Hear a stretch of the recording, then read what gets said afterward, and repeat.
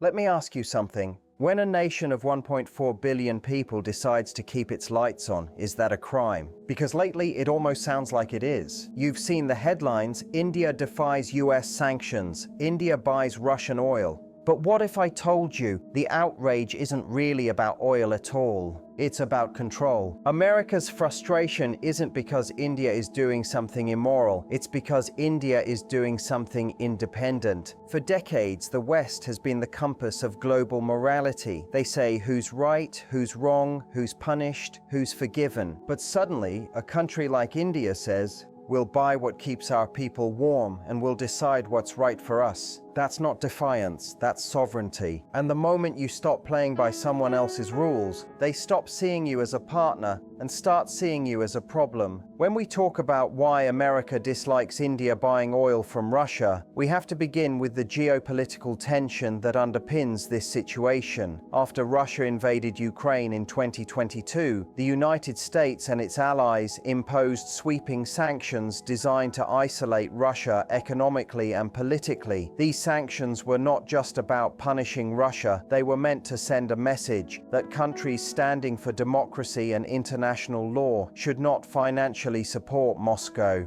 In that narrative, any nation continuing trade with Russia, especially in vital commodities like oil, appears to be undermining the collective Western stand against aggression. From the American perspective, energy is not just fuel, it's leverage. When the US and Europe cut back on Russian imports, they expected others, especially strategic partners like India, to follow suit. The assumption was that shared democratic values and long-standing defense ties would make India align with the Western Bloc. But India saw things differently. It didn't see the Ukraine conflict as its war, what Washington calls standing for principles, New Delhi views as choosing sides in someone else's confrontation. For India, the top priority was securing affordable energy for its people. When Russian crude started selling at a massive discount, sometimes 30–40% cheaper than global rates, India saw an opportunity to cushion its economy from inflation and energy shocks. This practical decision, however, collided head-on with America's geopolitical agenda. The US government and media began framing India's oil purchases as a form of silent complicity with Russia, suggesting that every barrel of Russian oil India buys helps fund the war in Ukraine. Yet, this perspective overlooks the complexity of global trade. Many European nations continued buying Russian gas through indirect routes long after the sanctions began,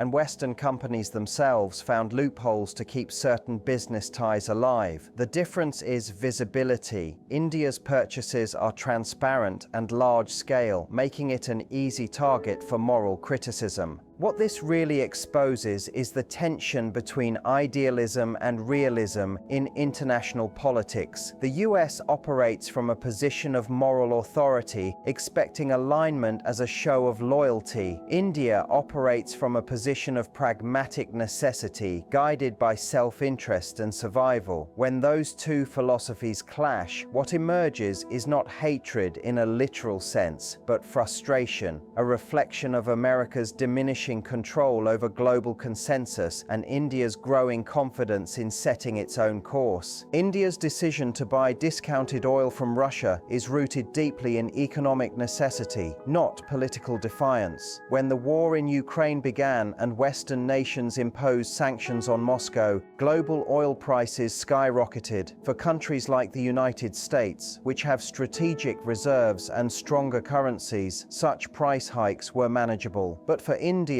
a developing nation that imports more than 80% of its crude oil needs, this surge posed a serious threat to its economic stability. High energy prices don't just affect fuel, they ripple through every sector: transportation, agriculture, manufacturing, and even the cost of living for ordinary citizens. In this context, India's move to buy cheaper Russian oil was not about taking sides, but about shielding its economy from inflationary shocks. When Russia began offering oil at steep discounts to attract new buyers amid sanctions, India saw an opportunity to secure affordable energy. The government viewed it as an act of prudence, ensuring that energy remained accessible to its 1.4 billion citizens, many of whom live on tight margins. Energy affordability is not an abstract policy concern in India. It directly influences food prices, industrial competitiveness, and social stability.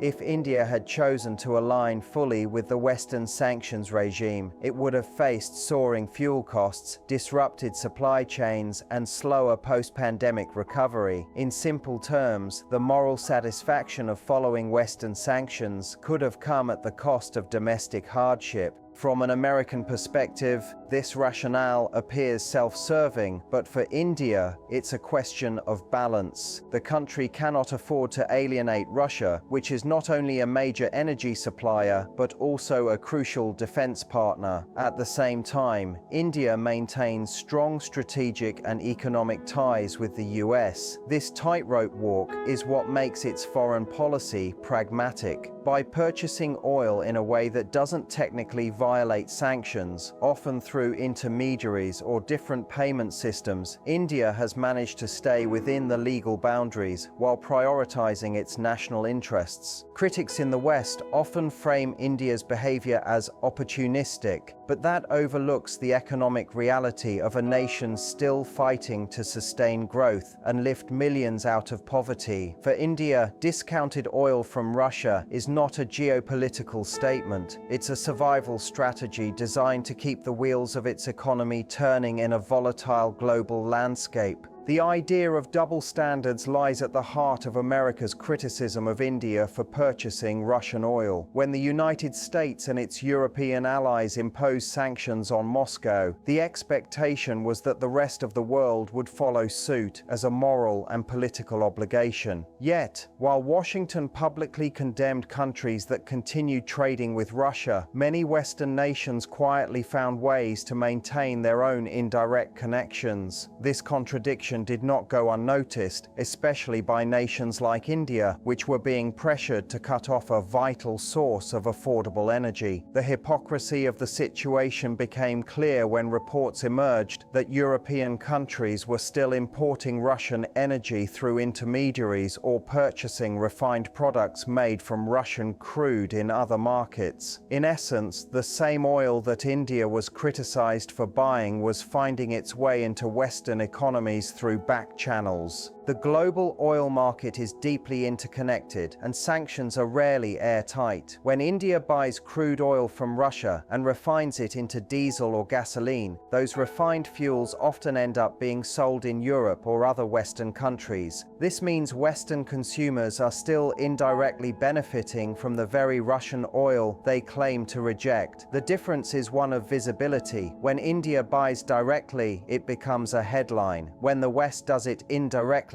it becomes an exception or a technical workaround. This selective outrage creates a perception of moral superiority that doesn't match the economic reality. For India, such criticism feels unjust because it is doing openly what others do discreetly. The Western world, with its vast wealth and resources, can afford to take ideological stands. India, still balancing development needs, cannot. Moreover, Western oil companies and shipping firms have profited from rerouting Russian crude to new buyers, earning premiums in the process. Yet, it is India that is portrayed as the enabler of Russia's war economy. This narrative exposes the imbalance in how global ethics are applied, rules that bend easily for those who make them but harden for those expected to follow them. America's frustration, then, seems less about India's actions and more about losing its monopoly on moral and economic influence. The West's selective enforcement of sanctions has revealed not unity but inconsistency, making India's pragmatic choices appear far more transparent and honest in comparison. India's approach to buying oil from Russia reflects its deep commitment to strategic independence, a principle that has guided its foreign policy since independence in 1947. Unlike nations that align themselves firmly with one global bloc, India has always preferred to maintain a flexible stance, engaging with multiple powers without becoming beholden to any. This philosophy, rooted in the idea of sovereignty, means that decisions are made based on what benefits India's people and economy, not on ideological alignment or external pressure. When the United States and its allies demanded that countries join their sanctions campaign against Russia, India saw it as an attempt to impose a Western political agenda on a matter that did not directly serve Indian interests. New Delhi chose to act in its own best interest, continuing to buy affordable Russian oil to protect its economy and energy security.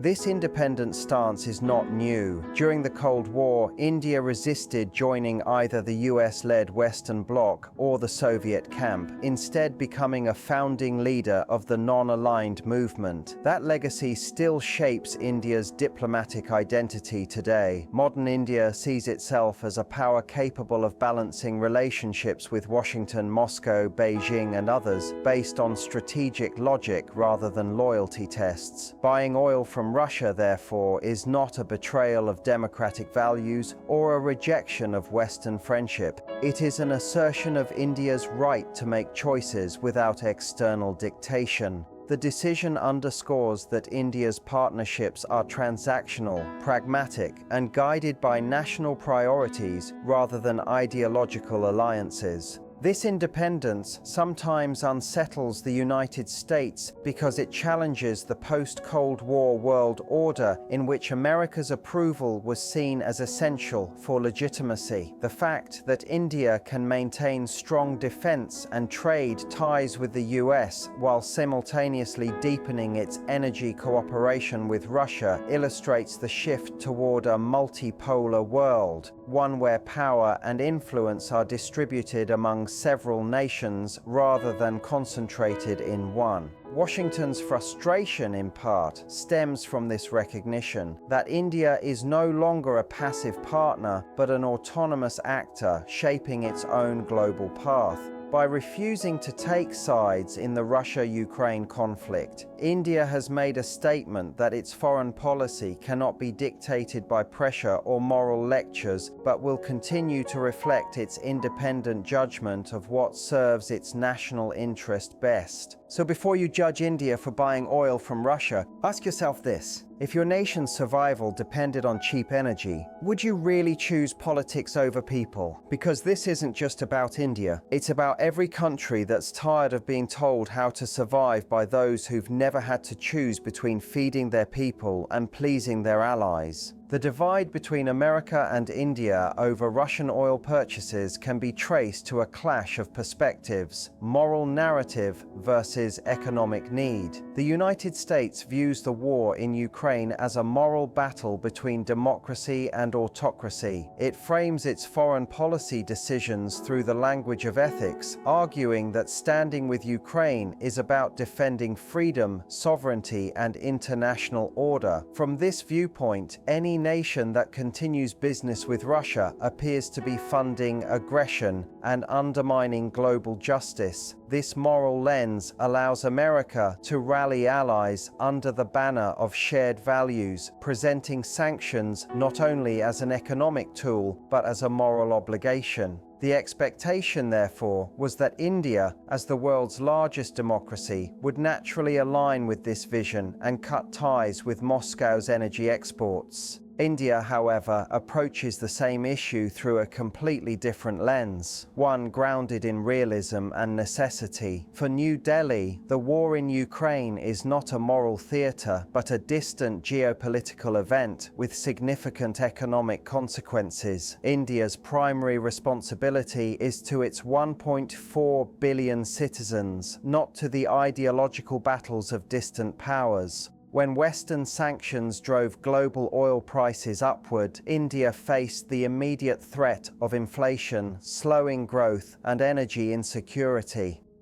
Accessing discounted Russian oil was a way to stabilize domestic fuel prices, maintain economic momentum, and prevent hardship among millions of lower-income households.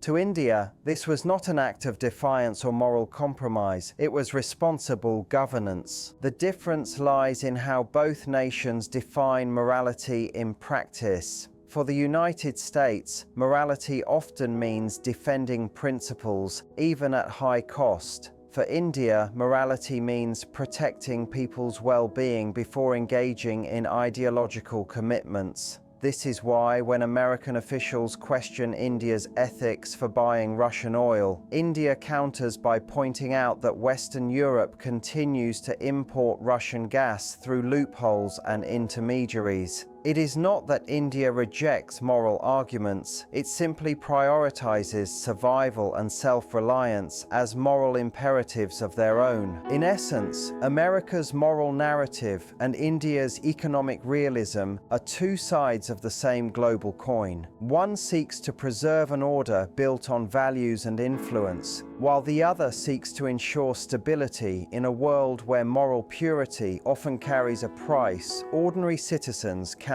afford to pay. India's relationship with Russia and its defiance of Western pressure have come to symbolize the voice of the global South, a collective of developing nations that often feel sidelined in global decision-making. For decades, international policies, especially those concerning sanctions, trade, and security, have been driven by Western priorities. When the war in Ukraine began, the United States and Europe expected the rest of the world to align with their stance, framing the conflict as a moral choice between right and wrong. But many developing nations, including India, saw it differently.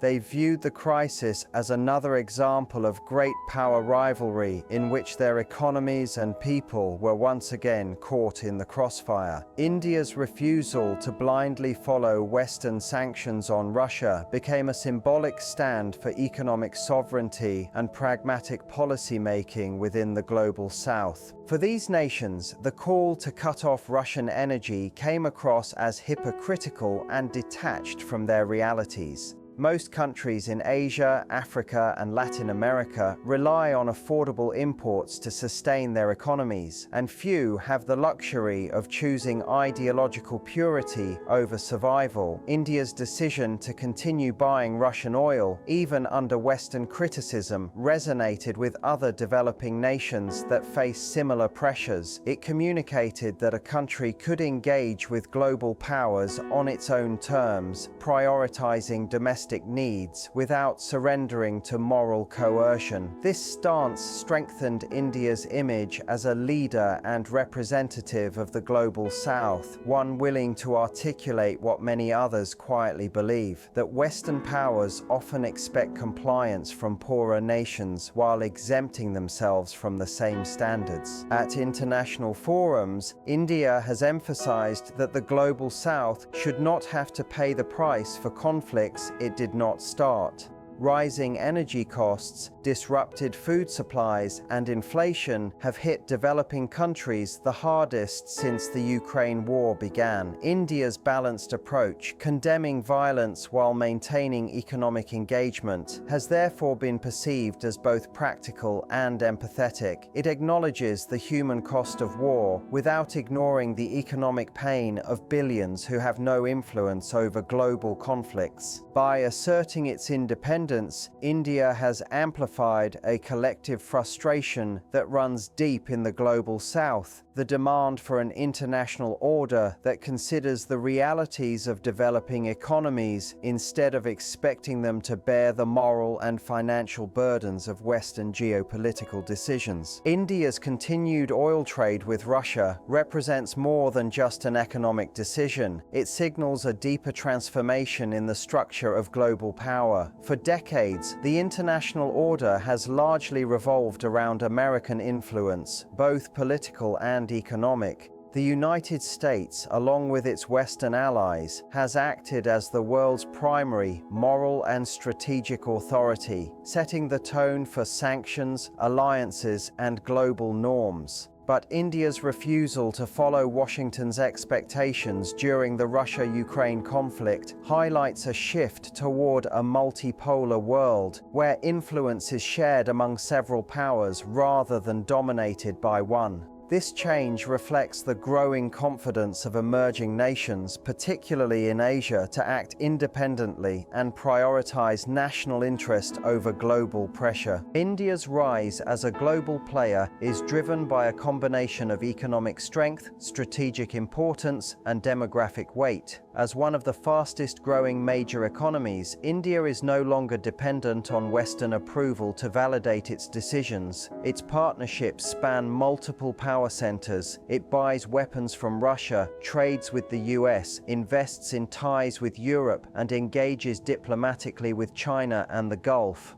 This multi-alignment approach is a hallmark of the New World Order, one that blurs the traditional boundaries of East and West. The fact that India can maintain such diverse relationships without alienating any major power demonstrates its growing leverage and autonomy. From Washington's viewpoint, this independence can feel like defiance. For a long time, US dominance relied on the assumption that major democratic allies would align with its policies, especially on issues framed as moral or security imperatives. India's decision to act differently challenges that assumption, not as an act of rebellion, but as a sign that the world has outgrown the unipolar era. America's criticism of India, therefore, is partly fueled by a sense of unease, the recognition that its ability to dictate global consensus is fading. This evolution is not unique to India, but is part of a larger geopolitical rebalancing. Nations like Brazil, South Africa, and Indonesia are also asserting their independence, choosing pragmatism over ideology. India's oil trade with Russia becomes a symbol of this shift, a declaration that global power is no longer defined by Western sanction regimes or moral authority, but by the capacity of nations to make sovereign decisions rooted in their own economic and strategic realities. What often appears as America's hatred toward India for buying oil from Russia is, at its core, a reflection of geopolitical anxiety and insecurity. The United States does not genuinely despise India. Rather, it struggles with the implications of India's growing independence in a world that is no longer dominated by a single power center. For decades, America has been accustomed to setting the rules of the global order and seeing other nations, particularly allies and partners, follow them. When a country like India, one that Washington considers a strategic partner and a fellow democracy, chooses a path that diverges from US expectations, it disrupts that sense of control. The criticism that follows, often framed in moral or political language, stems from this discomfort rather than true animosity. India's oil purchases from Russia expose the limits of American influence. Despite diplomatic pressure, public statements, and attempts to isolate Moscow economically, Washington has been unable to persuade or coerce New Delhi into compliance. This inability challenges the image of American dominance and reveals the growing multipolar reality of international politics. In earlier decades, defying US policy might have carried severe consequences: economic sanctions, diplomatic isolation, or reputational damage. But India's size, market power, and strategic importance make it nearly immune to such punishment. The US cannot afford to alienate India, especially when it views the country as a crucial counterbalance to China in Asia. This creates a dilemma. Washington needs India's partnership, but resents its refusal to align completely with Western directives. Publicly, this tension is often expressed through moral narratives, portraying India's oil trade as undermining democracy or supporting authoritarianism. Privately, however, US policymakers recognize the reality that nations like India now have the leverage to act autonomously. The tone of criticism, therefore, is less about ethics and more about anxiety over shifting global power dynamics. Each time India makes an independent choice, it reinforces the perception that American leadership is no longer unquestioned.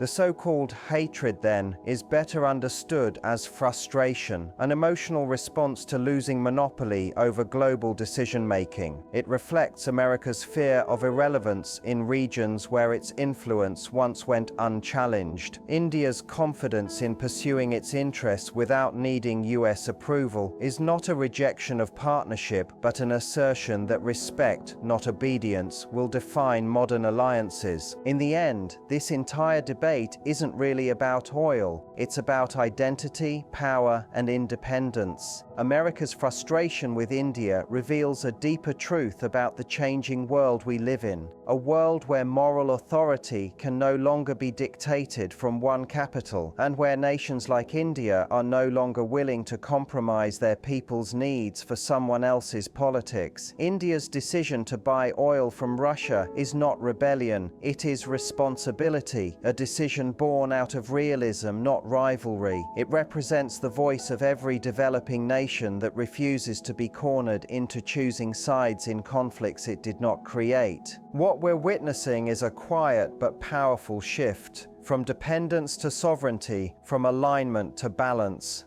The West calls it defiance, India calls it dignity. Because true leadership today isn't about following the loudest voice in the room. It's about standing firm when every voice around you tells you to move. And maybe, just maybe, what America mistakes for disobedience is actually the sound of a new world learning to stand on its own feet.